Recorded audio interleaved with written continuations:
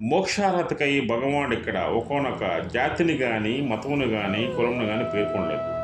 ఎవరు ఇంద్రియ నిగ్రహము కలిగి ఉండడో, విషరాహిత్యమునందు సుఖదుఖముల సమభాగాన్ని కలిగి ఉండడో అట్టి ధీరులే మోక్షానికి అర్హులని.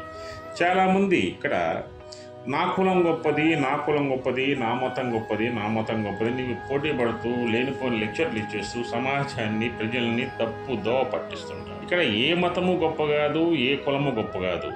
భగవంతుడి దృష్టిలో అందరూ సమానులే.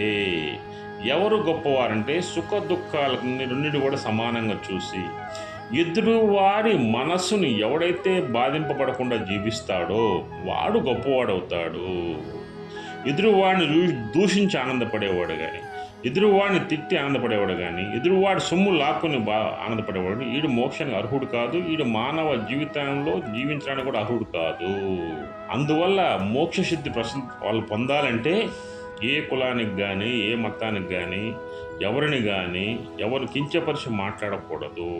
అదే మోక్షానికి మొదట మెట్టు, మోక్షం పొందటానికి.